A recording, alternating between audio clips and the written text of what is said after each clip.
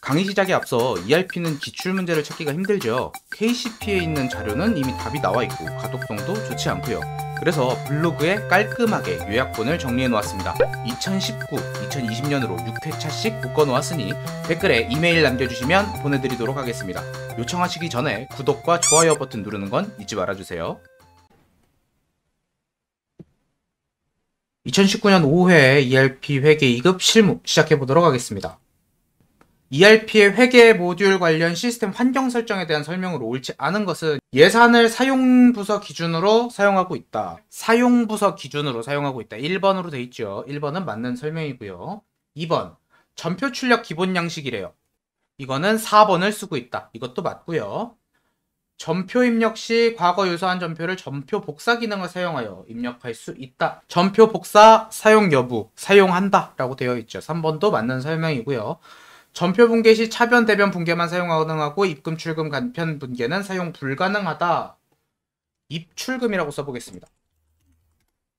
입출금 전표 사용 여부 한다고 되어 있죠. 근데 여기 안 한다고 되어 있으니까 4번이 틀렸네요. 1번의 정답은 4번입니다. 2번 초기 자료에 대한 설명으로 옳지 않은 것은 전기, 초기 이런 말 나오면 어디 들어가야 된다고요? 초기 2월 관리에 초기 2월 등록. 상품은 프로젝트별로 관리하고 있다. 재무상태표 들어가서 상품 보겠습니다. 상품 누르면은 이게 프로젝트별로 관리한다는 게 뭔 소리냐면은 요거를 눌렀을 때 여기에 뭔가가 떠야 된다는 소리예요. 근데 지금 아무것도 안 떠 있죠. 그러니까 프로젝트별로 관리를 안 하고 있다는 소리입니다. 그래서 1번이 틀린 거예요. 2번의 정답은 1번이 됩니다. 만일 프로젝트별로 관리를 하고 있다라고 하면은 여기가 이렇게 활성화가 됩니다. 3번 김종민 사원의 회계관리 모듈 거래처 원장 조회 권한으로 옳은 것은 회계관리 모듈로 들어가랍니다. 들어가서 김종민 씨 거래처 원장이래요. 거래처 원장 보니까 조회 권한이 뭐로 돼 있어요? 부서로 되어 있죠. 부서가 정답이 되겠습니다. 3번의 정답은 3번입니다. 4번 중요하다 그랬습니다. 현금 및 현금성 자산이라 그랬어요. 매출 채권 또는 현금 및 현금성 자산 이런 식으로 묶음으로 나오면 어딜 들어가야 된다 그랬어요. 합계잔액 시산표 들어가 주셔서 탭을 제출용 탭을 눌러주라 그랬죠. 1분기까지라 그랬으니까 3월까지 되겠네요. 그러면 현금 및 현금성 자산이라고 나와 있죠. 잔액을 보라 그랬으니까 얘를 봐주면 되겠네요. 4번의 정답은 3번이 됩니다. 5번 추가 등록하고 물음에 답하시오. 너무 쉽죠? 고정자산 관리 들어가서 고정자산 등록해줍니다. 차량 운반구네요. 얘 고치라는 거죠. 뭐로? 양도 처리. 양도 처리할 때 기억해야 돼요. 뭐? 취득원가. 2019년 10월 1일이랍니다. 양도했고요. 금액은 3천만 원짜리죠. 변동수량은 하나니까 1 써주시면 됩니다. 그렇게 하고 나와주시면 감가상각비가 나오겠죠. 단기 감가상각비는 500만 원이라고 밑에 나와 있죠. 5번의 정답은 1번이 되겠습니다. 6번입니다. 사용부서별로 관리하고 있다. 전년 대비 한 해 사무용품비가 가장 많이 증가한 부서로 옳은 것은 이라고 되어 있습니다. 이거 이제 전년 대비 나와가지고 이거 초기 2월 현황 들어가야 되나? 라고 생각하시는 분들이 있는데 이제 전년도 것만 보는 게 아니고 증가한 것까지 봐야 되잖아요. 그럼 올해 것도 봐야 된단 말이야. 초기 2월 들어가면은 거긴 전년도 거밖에 안 나와 있어요. 그래서 키포인트는 사용 부서별입니다. 이건 이제 인사하신 분들은 뭐 내역별 뭐 이런 거에 조금 익숙하신데 회계하시는 분들은 그런 거에 좀 익숙하지가 않죠. 그래서 이제 부서별이라고 나왔으니까 내역에 대해서 봐야 돼요. 그래서 이거는 관리 내역 현황이라는 데를 들어가야 됩니다. 여기 들어가서 뭘 봐야 되냐면은 여기 보면 전년 대비가 있어요. 관리 항목 있죠. 요거를 눌러줍니다. 사용 부서별. 아까 키포인트 이거 잡으라 그랬잖아요. 이거를 여기서 체크를 하는 거예요. 사용 부서. 뭐 2019년 1월에서 12월까지 하면 되겠네요. 계정 과목은 사무용품비 봤으면 좋겠답니다. 판관비라 그러니까 800번대 눌러주셔야 돼요. 가장 많이 증가한 것 재경부가 되겠죠. 그래서 6번의 정답은 3번이 되겠습니다. 요것도 이제 많이 나오죠. 소모품의 기말 재고액 기말재고액이라는 건 남아있다는 소리예요. 650만 원이. 날짜는 3월 말이랍니다. 그래서 계정별로 가서 2019년 3월 31일 검색을 해줍니다.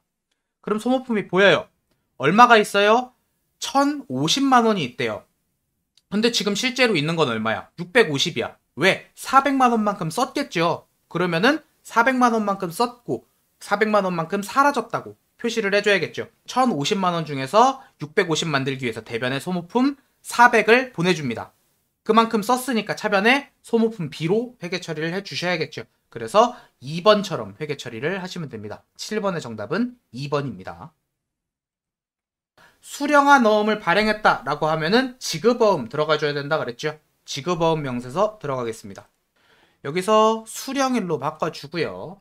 2019년 1월 1일에서 2019년 12월 31일. 나라상사거래요. 그러니까 밑에 것 중에 하나겠죠. 위에 거가 되겠죠. 밑에 거랑 이제 번호가 다르니까. 부분 결제 처리된 금액을 제외하고 만기에 지급해야 할 금액은 얼마인가? 부분 처리 내역 조회라는 탭이 있습니다. 여기 들어가셨어요. 만기일이 6월 30일이네요. 만기일로 6월 30일을 검색해 줍니다. 우리가 알고 싶은 거는 어음 번호인데 이렇게 좀 늘리면은 확실하게 보이겠죠? 위에 거 같아요. 근데 부분 결제를 1200만 원을 해줬대. 그러니까 1200만 원을 미리 줬다는 거죠. 그럼 남은 금액은 얼마? 2100만 원만큼 갚아주면 되겠죠. 8번의 정답은 2번이 되겠습니다.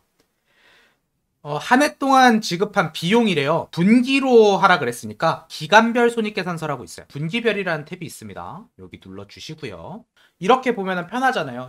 이 중에서 직원급여를 봐달라고 합니다. 직원급여가 가장 많이 발생한 분기 1사분기가 되겠네요. 여기가 가장 많이 발생했죠.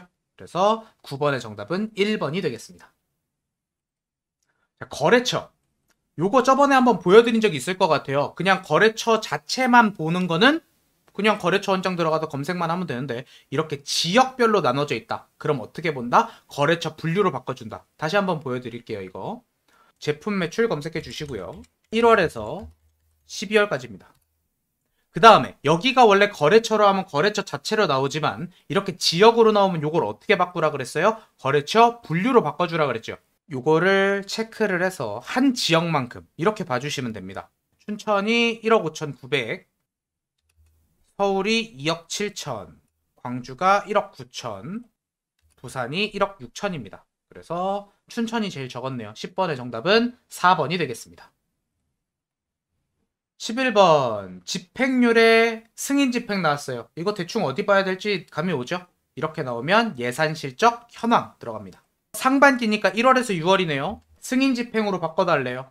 복리후생비 48%, 여비교통비 56%, 통신비 101%고요.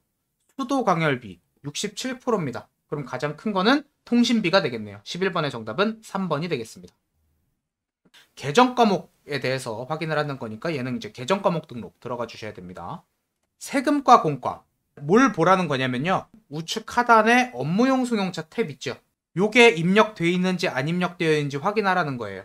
지급 임차료 안 설정돼 있죠. 그래서 얘가 올바르지 않은 거예요. 수선비는 등록돼 있고요.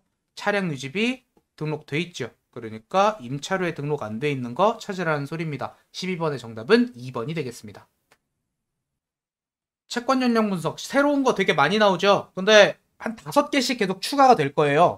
그래도 연습하면 못할 건 없어요. 제가 또 맞춰가지고 계속 2-3개씩 보여드리잖아요.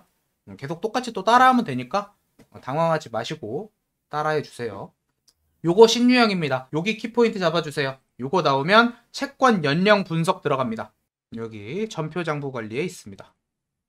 요거 되게 쉬워요. 채권 일자 2019년 6월 30일 기준이래요. 6개월 전까지라고 나와 있으니까 전개월을 6으로 잡아주시면 됩니다. 계정 과목은 외상 매출금이죠. 여기에서 문제가 뭐예요? 2월 채권이 아직 미회수된 거를 보래요. 그럼 2월 보면 되겠죠. 2월에 미회수된 거. 성우기업 거에서 미회수된 거 찾으라고 했으니까 성우기업의 3,216만 6천 원을 확인해 주시면 되겠습니다. 13번의 정답은 3번이 되겠습니다. 14번은 키포인트 저번에 말씀드렸어요. 현금이라고 나온다고 해서 현금 출납장 들어가는 거 아니라 그랬죠. 비용 계정이랑 현금 계정 두 개가 동시에 나오면 어딜 들어가야 된다 그랬어? 1. 월계표 들어가야 된다 그랬죠. 여기 중에서 판관비 계정 과목 중에 현금이 가장 많았던 거 복류생비 14번의 정답은 1번이 되겠습니다. 부가세 문제네요. 전표 입력을 한 다음에 확정 부가세 작성 내용으로 가장 올바른 것은? 이라고 되어 있습니다. 확정이라니까 4월에서 6월까지죠. 불러오기 버튼 눌러주고요.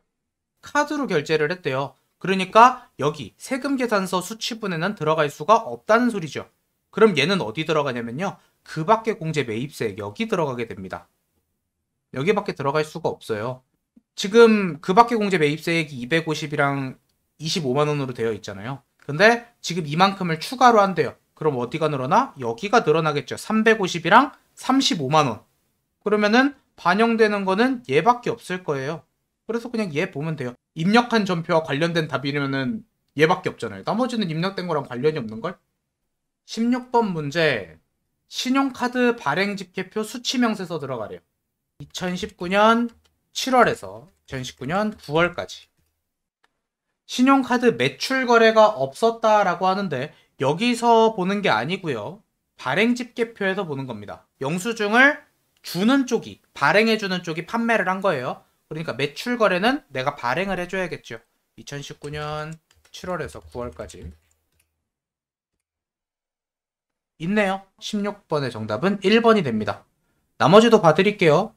현금 영수증으로 매입한 내역. 매입은 수취겠죠? 매입한 내역은 없고요. 네, 사업용 카드 동그라미 다 쳐져 있죠? 고정자산 매입금액. 이 중에서 세액이라 그러니까 요 뒤에를 봐야 돼요. 여기 보면 안 나오긴 하는데 이렇게. 그래서 10만 원인 거 확인할 수 있습니다. 17번 문제. 부가세 신고서 1기 예정이니까 1월에서 3월입니다. 수출 실적 명세서는 6번이라 그랬고요. 매출처별 세금계산 답계표는 1번이라 그랬고요. 공제받지 못할 매입세액 명세서는 16번이라 그랬고요. 건물 등 감가상각 취득 명세서는 11번이라고 말씀드렸어요. 그러니까 여기에서 안 나와 있는 거는 얘밖에 없죠. 그래서 17번의 정답은 1번이 됩니다. 이건 또 뭐야? 이걸 여러분들한테 풀라고 냈다고? 이건 세무 이급 문제인데? 참. 일단 뭐 보여는 드리죠. 2019년 10월에서 2019년 12월. 원래는 여러분들한테 문제를 맞춰서 내려 그러면은 여기다가 입력을 하라 그래요. 그 다음에 간주임대료를 찾으라고 하거든요. 그게 이 보증금이자 여기 있는 거를 말해요. 그래서 원래는 요걸 찾는 문제인데 이건 그냥 설명만 해드릴게요. 이건 몰라도 돼요. 여기서 지금 말하는 게 뭐냐면은 세액의 합이라 그러잖아요. 여기서 발생한 요 56만 7,123원에 10%를 해서 56,712원을 부가세로 플러스를 하라는 거예요. 현재 나와 있는 부가세 금액에다가. 이게 이제 건별이라는 건데, 건별이라는 게 증빙서류를 안 받았을 때 건별이라고 처리를 하거든요. 그래서 얘는 증빙서류를 받은 게 아니잖아요. 이렇게 그냥 인식을 한 다음에 임대료라고 간주를 한 다음에 세금을 붙이는 거기 때문에. 그래서 매입매출장 들어가셔서요. 어휴, 뭐 문제를 이런 걸 냈어. 세무구분 들어가서 요거를 건별로 바꿉니다. 매출로 한 다음에 건별로 바꿔줘요. 그러면 이만큼의 세액이 지금 있는 거예요. 내가 아까 얼마 나왔다 그랬지? 56,712원을 더해야 된다 그랬죠. 얼마에? 45만 6천원에다가. 그래서 51만 2,712원을 설정을 해야 된다는 소리예요. 이거를. 그러니까 이거는 세무 이급 하시는 애들도 못 풀 문제인데 이걸 여러분들한테 풀라고 이렇게 냈으니 욕만 나오죠. 그래요. 이런 문제도 한 번쯤 내야지 애들이 욕먹고 문제 난이도 조절을 하겠죠. 어쨌든 그렇습니다. 이거는 틀려도 돼요. 이건 그 ERP 1급 하는 애들 틀려도 내가 뭐라고 안 할 거예요. 얘도 처음 나오는 건데 얘는 어느 정도 할 수 있습니다. 얘는 키포인트 하나 드릴게요. 공제받지 못한다 라고 하죠. 이걸 한자로 못한다는 걸 이제 안이불자 써서 불이라 그러잖아요. 그래서 불공이라 부릅니다. 이게 불공이라고 해요. 그래서 여러분들 그 유형 분류할 때 불공이라고 몇 번 보신 적 있을 거예요. 그게 이걸 말하는 거예요. 공제받지 못하는 매입세액이다. 그래서 얘는 매입세액 불공제 내역이라는 데 들어가면 됩니다. 7월부터 9월 할게요. 불러오기 버튼 눌러줍니다. 공제받지 못한 매입 세액을 물어봤잖아요. 지금 얼마가 나와 있어요? 350 나와 있죠. 근데 얼마 추가하래? 90 추가하래요. 350에다 90 추가해 주시면 되겠죠. 그럼 얼마? 440이 됩니다. 19번의 정답은 3번이 됩니다. 누락분 나오면 어디 들어가야 된다 그랬어요? 매입 매출장 들어가야 된다 그랬죠. 들어가서 신고서 기준 눌러주셔야 된다 그랬어요. 누락분은 신고서 기준. 기준일은 2기 확정이니까 2019년 10월 1일에서 2019년 12월 31일. 매입에 대한 거라고 그랬습니다. 여기서 누락분조에 눌러주면 금액 나오겠죠. 금액을 물어봤으니까 이번엔 앞에 거를 해야 돼요. 세액이란 말이 한마디도 없죠. 문제에서 세액을 물어보는 건지 금액을 물어보는 건지 확실하게 아셔야 됩니다. 20번의 정답은 4번이에요.